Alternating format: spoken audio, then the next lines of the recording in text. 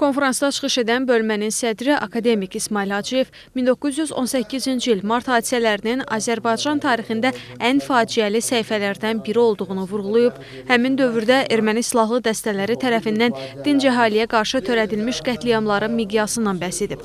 Qeyd olunub ki, bu hadisələr yalnız Bakı ilə məhdudlaşmayıb. Şamaxı, Quba, Qarabağ, Zəngəzur və Naxçıvan bölgələrində də geniş şəkildə həyata keçirilib.